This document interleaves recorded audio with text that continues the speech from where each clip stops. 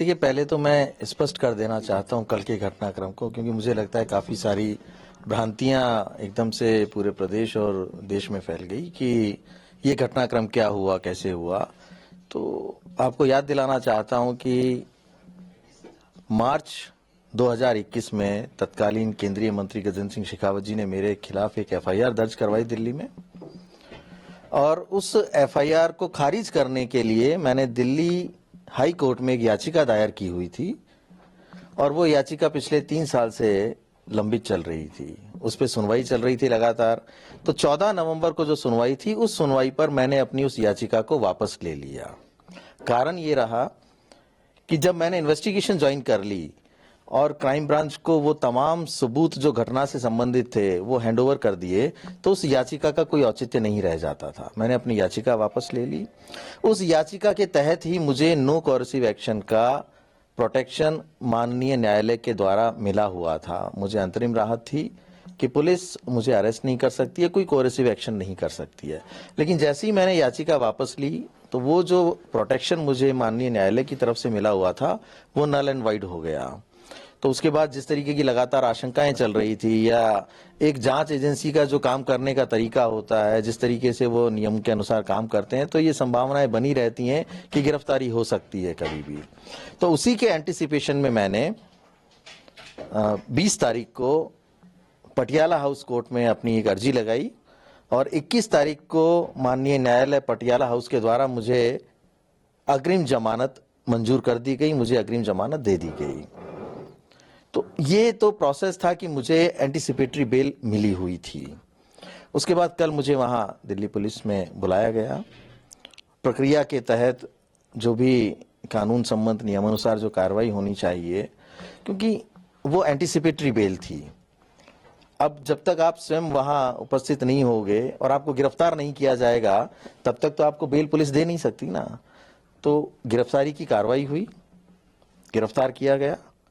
चूंकि मेरे पास में एंटीसिपेटरी बेल थी, तो उसी वक्त मुझे वहां क्राइम ब्रांच के द्वारा अपनी सारी फॉर्मेलिटीज पूरी करके वहां से मुझे रिलीज कर दिया गया। यानी वो सारा जो प्रोसेस था उसको कंप्लीट कर लिया गया।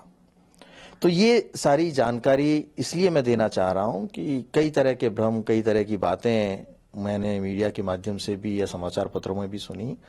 मुझे बेल अंतरिम मिली हुई थी, अग्रिम जमानत मुझे मिली हुई थी, और उस बेल को कल वहां बॉन्ड भरवाकर दिल्ली पुलिस क्राइम ब्रांच में मुझसे फॉर्मेलिटीज करवाकर जब अरेस्ट की कार्रवाई की, उसके बाद मुझे रिलीज करके वहां से छोड़ दिया गया।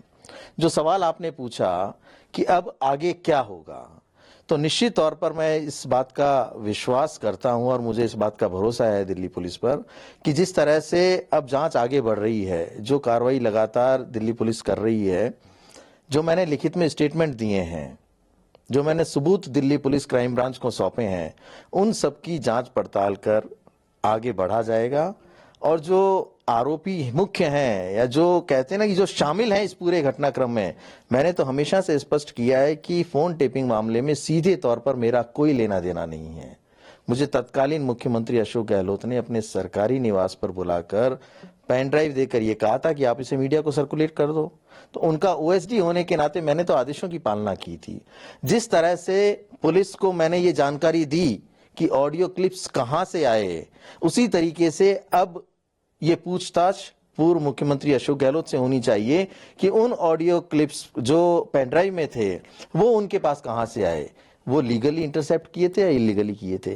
तो अब जांच उस दिशा में आगे बढ़ेगी, और जो लोग भी इस पूरे घटनाक्रम में शामिल हो सकते हैं, जैसा कि मैंने पूर्व में भी कहा है कि जब भी कोई लीगल सर्विलांस होता है, लीगल इंटरसेप्शन होता है, तो गृह विभाग के तहत एक विशेष शाखा उस व्यक्ति को या उस फोन को सर्विलांस पे रखती है। उसके लिए बहुत से नियम, कायदे, कानून होते हैं, बहुत सारी परमिशंस ली जाती हैं, जिसकी जानकारी होम सेक्रेटरी को होती है, होम मिनिस्टर को होती है, प्रदेश के डीजीपी को होती है, चीफ सेक्रेटरी को होती है, प्रिंसिपल सेक्रेटरी टू सीएम को होती है, इंटेलिजेंस के जो डीजीपी हैं उनको होती है। इन तमाम उच्च अधिकारियों को इस बात की जानकारी होती है कि किस व्यक्ति के फोन को सर्विलांस पे लिया हुआ है और किसका इंटरसेप्शन हो रहा है। तो ये तमाम लोग जिन्होंने उस ऑडियो को इंटरसेप्ट करके मुख्यमंत्री तक पहुंचाया होगा या मुख्यमंत्री के आदेशों पर किया होगा, तो ये सारी जितनी भी जानकारी है, यही जो तमाम सवाल हैं, इनके जवाब इनसे पूछताछ में ही मिलेंगे। इन तमाम अधिकारियों से पूछताछ होगी और पूर्व मुख्यमंत्री अशोक गहलोत से पूछताछ होगी, तब दूध का दूध और पानी का पानी होगा कि वो ऑडियो क्लिप्स जिसमें तथाकथित रूप से केंद्रीय मंत्री गजेंद्र सिंह शेखावत जी, हमारे कांग्रेस के दिवंगत नेता भंवर लाल शर्मा जी और विश्वेंद्र सिंह जी और एक और कोई संजय जैन करके व्यक्ति थे, उन सबकी वार्तालाप थी, जिसमें ये सुनाया गया कि एक चुनी हुई सरकार को गिराने की साजिश रची जा रही है, पैसों का लेन देन करके, एमएलएस की खरीद फरोख्त करके। तो अब ये बात वही बताएंगे, पूर्व मुख्यमंत्री इस बात का जवाब देंगे जब उनसे पूछताछ होगी कि वो ऑडियो क्लिप्स उनके पास जो आए उस पेन ड्राइव में, वो लीगली इंटरसेप्ट थे या इलीगली थे। तो अब जांच उस दिशा में आगे बढ़ेगी। मुझे यकीन है कि इस पूरी प्रक्रिया के बाद, देखिए, मेरी भूमिका अब लगभग समाप्त हो चुकी है। मुझसे जो भी जानकारी चाही गई थी, मुझसे जो पूछताछ होनी थी, मुझे 11 बार क्राइम ब्रांच के नोटिस मिले हैं पिछले 3 साल में। उसमें से 7 बार मैं स्वयं व्यक्तिगत रूप से उपस्थित हुआ हूं। 4 बार जो नहीं जा पाया उसका मैंने लिखित में जवाब दिया है। मैं पहले दिन से कोऑपरेट कर रहा हूं और आगे भी दिल्ली पुलिस का और क्राइम ब्रांच का मैं लगातार सहयोग करूंगा।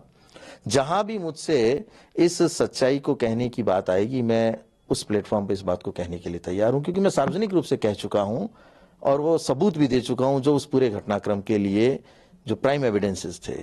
तो अब ये जांच उस दिशा में आगे बढ़ेगी, इसका मुझे पूरा यकीन है। निश्चित तौर पर आने वाले दिनों में प्रदेश में आप कुछ ऐसे घटनाक्रम देखेंगे जिनसे उस समय की राजनीति के साथ साथ आज की राजनीति में भी बहुत बड़ा परिवर्तन आएगा। मान के चले कि जिस प्रकार से चूंकि आपको रिलीज कर दिया गया, लिखित में आपने एविडेंस दिए हैं, उसके आधार पर कुछ और गिरफ्तारियां जल्दी हो सकती है? बिल्कुल हो सकती हैं। देखिए, किसी भी जांच एजेंसी की ये पूरी प्रक्रिया होती है कि जो भी लोग शामिल हैं या जो सबूत उन्हें मिले हैं, जो एविडेंसेस मिले हैं, जो स्टेटमेंट उन्हें मिले हैं, उसके आधार पर जांच करें और जिन जिन लोगों का नाम लिया जाता है, जो लोग शामिल होते हैं, निश्चित तौर पर उनकी गिरफ्तारियां भी होती हैं, उनसे पूछताछ के नोटिसेस भी भेजे जाते हैं।